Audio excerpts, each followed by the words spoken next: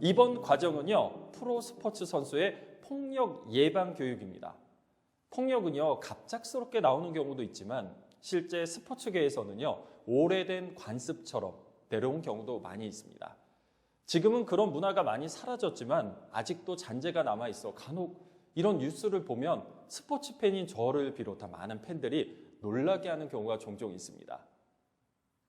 폭력은 당연히 해서는 안 되는 행동입니다. 그래도 여러분들은 프로 선수로서 이러한 인식을 충분히 갖추셨다고 생각을 하는데요.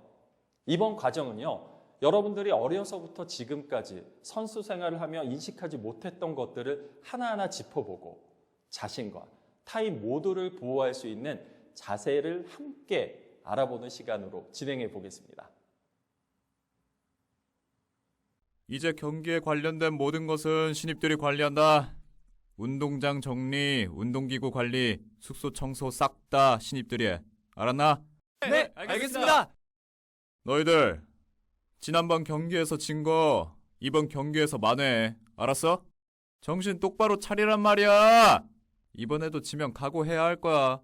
네. 왜 선배들은 화풀이를 우리한테 하는 거야?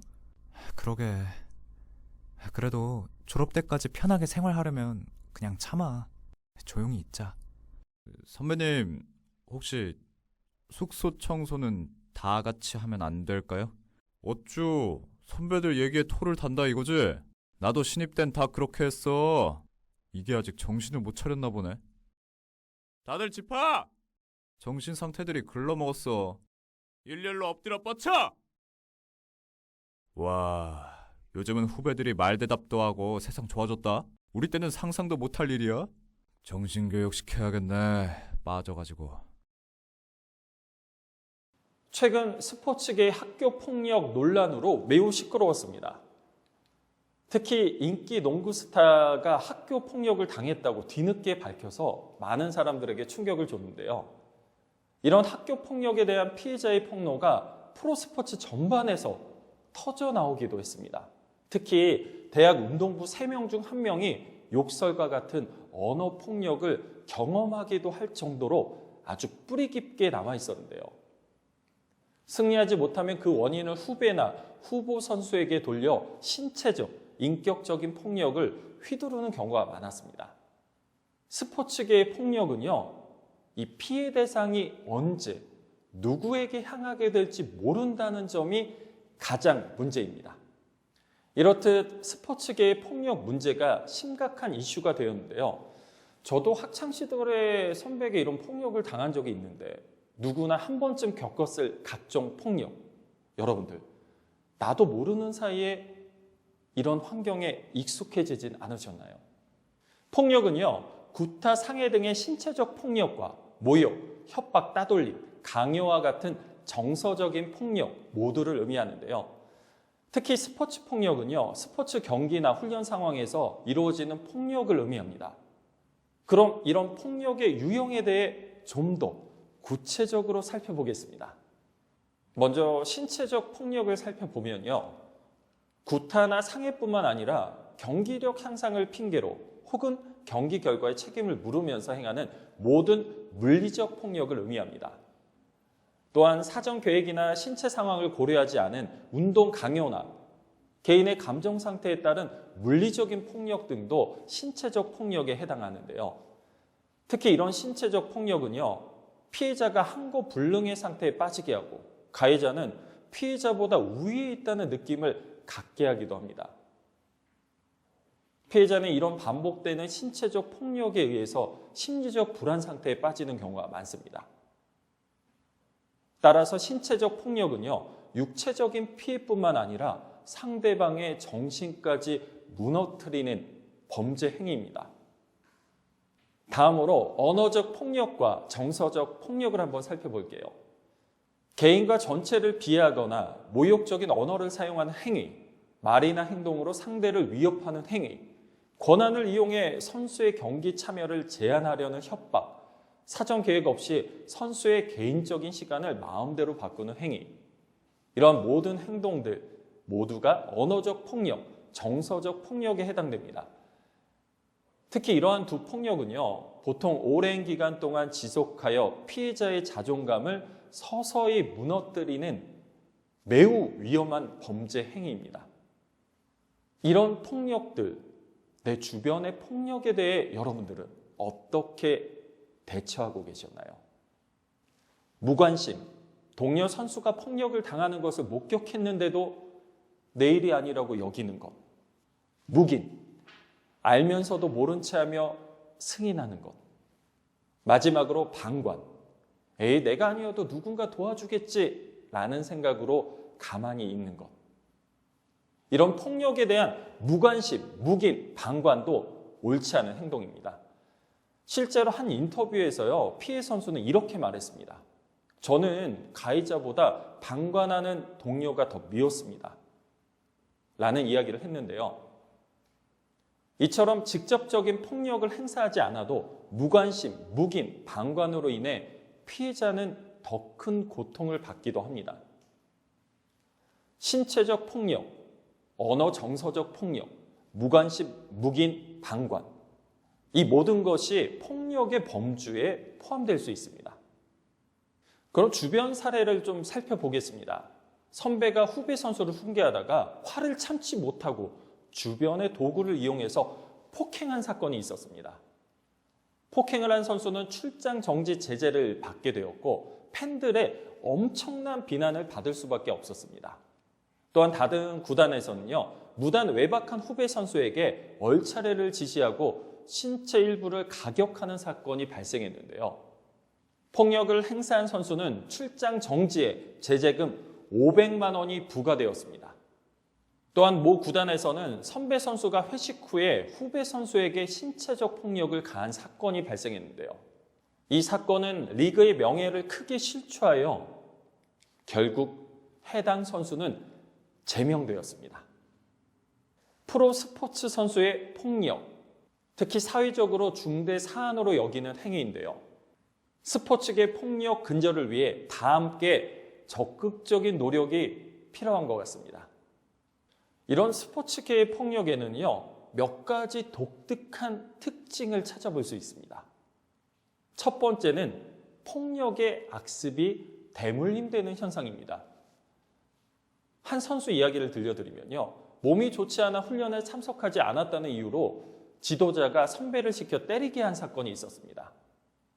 이 선수는 보복이 두려워서 말하지 못하고 참는 상황이 반복되었고요. 그러면서 폭력이 자연스레 옳다고 인식하게 되었고 자기도 모르게 후배들에게 폭력을 휘두르게 되었다고 후회했다고 합니다. 나 때는 말이야 더 맞았다는 이런 잘못된 믿음.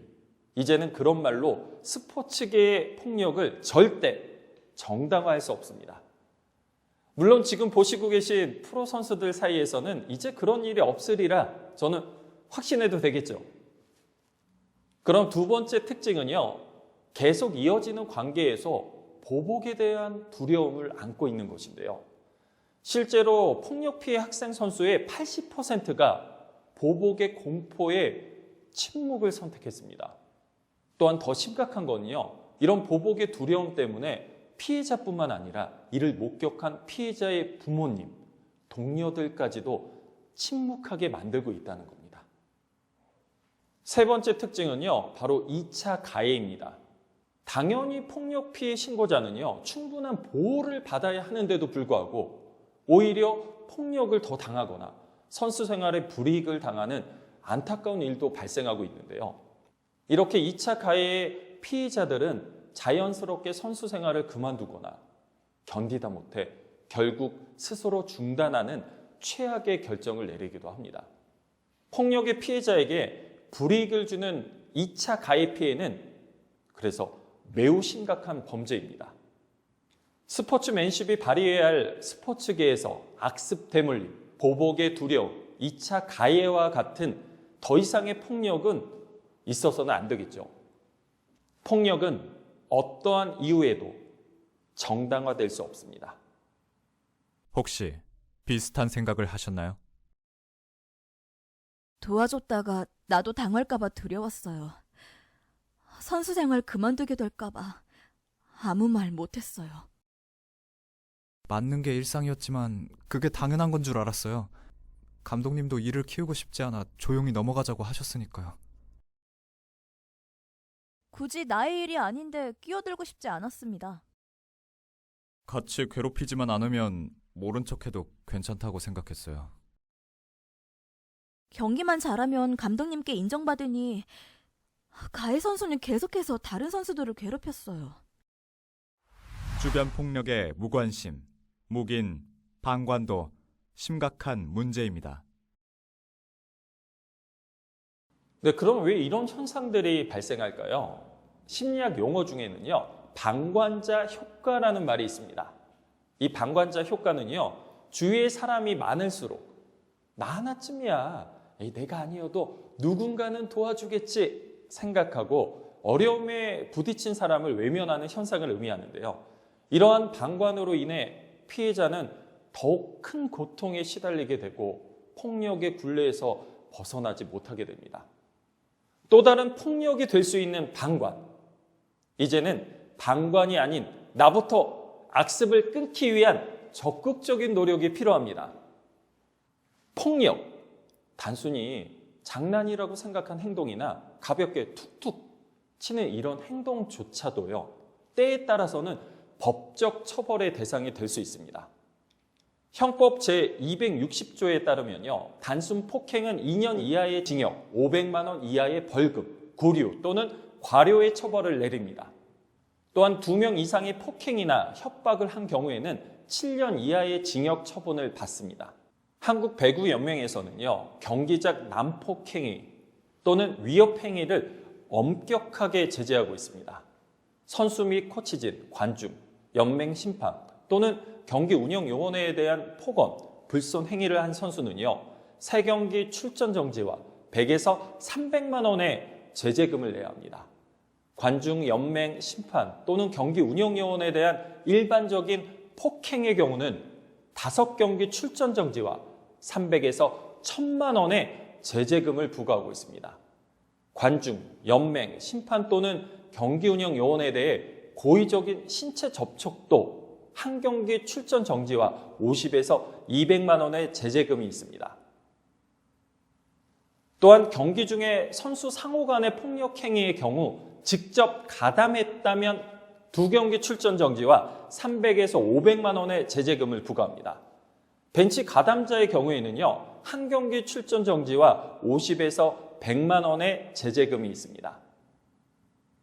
경기장 내 난폭 및 위협 행위뿐만 아니라 경기장 외에서도 해당 행위를 해서는 안 됩니다. 또한 폭력을 당하거나 목격하면 즉시 알려야 합니다. 폭력을 방관하거나 묵인하지 않고 주변의 동료나 팀 관계자, 코치, 구단에 적극적으로 알리셔야 합니다. 이를 위해서요, 한국배구연맹은 클린센터를 운영하고 있습니다. 한국배구연맹 홈페이지에 클린센터에 전화로 신고할 수 있습니다. 이런 여러분들을 위해서요, 각 프로 단체에서 운영하는 신고센터 외에도 스포츠 윤리센터에 스포츠계 인권침해 신고처가 있습니다. 폭력 근절을 위해 폭력을 당했거나 목격했다면 망설이지 말고 바로 신고해 주세요.